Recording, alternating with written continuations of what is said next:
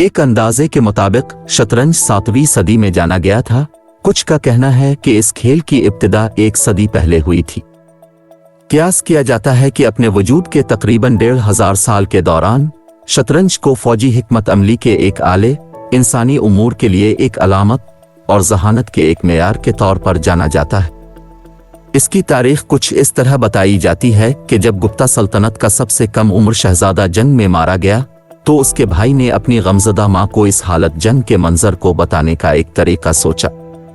दीगर मशहूर तफरीहात के लिए इस्तेमाल होने वाले 8x8 स्टॉपेड बोर्ड पर मुश्तमिल शहजादे ने एक नया खेल बनाया, लेकिन ये आम बोर्ड खेल से थोड़ा मुख्तलिफ था। इसमें शहजादे ने 2 अहम खुसूसियात रखी।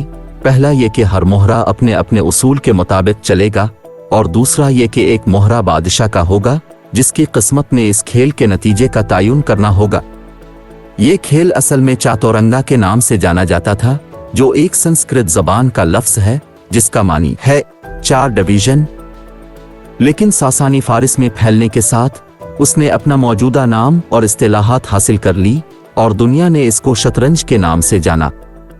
लफ्ज़ शतरंज शाह से माखूज है जिसका मतलब है बादशाह, और चेकमेट लफ्ज़ शामत से माखूज है, मतलब के बादशाह बेबस है।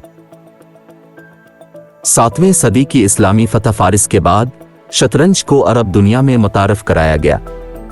सिफारतकार और दरबारी सियासी ताकत को बयान करने के लिए शतरंज की इस्तिलाहात इस्तेमाल करते थे। यहाँ तक कि हुक्मरान खलीफा खुद शौकीन खिलाड़ी बन गए, और मौरिख अल-मसूदी ने इस खेल को किस्मत के खेलों या जुए के मुकाबले में इंसान की आज़ाद मर्जी का खेल समझा। वक्त के साथ साथ ये खेल मशरक़ी और जुनूब मशरक़ी एशिया तक पहुँच गया, जहाँ उसकी बहुत सी मकामी शक्लें तैयार हुईं। चीन में शतरंज के मोहरों को उनके अंदर के बजाय चौकों के चौराहों पर रखा जाता था। मंगोल रहनुमा तिमरलीन के दौर में एक 10x11 का बोर्ड देखा गया जिसमें महफूज चौकों को कला कहा जाता था, और जापानी किस्म में, जिसको शोगी कहते हैं, पकड़े गए मोहरों को मुखालिफ खिलाड़ी इस्तेमाल कर सकता था। लेकिन शतरंज ने अपनी जदीद शक्ल यूरोप में इख्तियार की।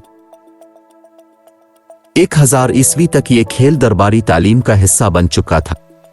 ये इस कदर मकबूल हो गया था कि एक ऐसा वक्त भी आया था कि मुख्तलिफ चर्च शतरंज के बारे में मशकूक रहे। सिर्फ ये ही नहीं, अखलाकियात के माहिरीन ने शतरंज को ज्यादा देर खेलने से खबरदार किया। फ्रांस में भी शतरंज पर मुख्तसर तौर पर पाबंदी लगा दी गई थी, लेकिन इसके बावजूद ये खेल फैलता गया और 15वीं सदी ने इसे इस शक्ल में हम आहंग होते देखा जिसको हम आज जानते हैं। लेकिन साथ साथ इसमें तब्दीलियां भी होती रही, जैसा कि मुशीर के कमजोर मोहरे को ज्यादा ताकतवर मलिका के मोहरे के तौर पर दोबारा बनाया गया था। इसकी वजह यह भी थी कि इस दौर में मजबूत खवातीन लीडर ज्यादा मंजर आम पर थी। इस तब्दीली ने खेल की रफ्तार को तेज कर दिया, इतना कि यह खेल शाही दरबारों में मुंतकिल हो गया। शतरंज को अब तख्लीकी सलाहियतों के इजहार, जुरतमंदाना चालों और ड्रामाई खेलों की हौसला अफजाई के तौर पर देखा जाता था। लेकिन 19वीं सदी के आखिर में बाज़ाब्ता मुकाबलों का आगाज हुआ, जिसमें दिलचस्प और तेज चालों से ज्यादा अहम यह माना जाने लगा कि कौन ज्यादा दौर की मंसूबा बंदी करेगा और स्मार्ट चालें चलेगा। और इसी तरह बैन अल-अक़वामी मुकाबले के उरूज के साथ शतरंज ने एक नई जुग्राफियाई सियासी अहमियत इख्तियार कर ली। कोल्ड वॉर के दौरान सोवियत यूनियन ने शतरंज की सलाहियतों को परवान चढ़ाने के लिए बड़े वसाइल वक्फ किए और बाकी सदी तक चैंपियनशिप पर गलबा हासिल किए रखा। लेकिन जो खिलाड़ी हकीकी मानों में रूसी तसल्लुत को परेशान करने का अहल था, वो किसी दूसरे मुल्क का शहरी नहीं था, बल्कि डीप ब्लू नामी IBM कंप्यूटर था। शतरंज खेलने वाले कंप्यूटर कई दहाइयों से तैयार किए जा रहे थे, लेकिन 1997 में पहली बार डीप ब्लू ने गिरी कास्पारोव पर फतह हासिल की, और इस तरह यह पहली बार था कि जब किसी मशीन ने बैठे हुए चैंपियन को शिकस्त दी। आज शतरंज का सॉफ्टवेयर बेहतरीन इंसानी खिलाड़ियों को मुसलसल शिकस्त देने की सलाहियत रखता है, लेकिन हमें यह नहीं भूलना चाहिए कि जो मशीनें शतरंज खेलने की माहिर बन चुकी हैं, वो दरहकीकत इंसानों ने ही बनाई हैं। इसलिए हमें उम्मीद नहीं हारनी चाहिए।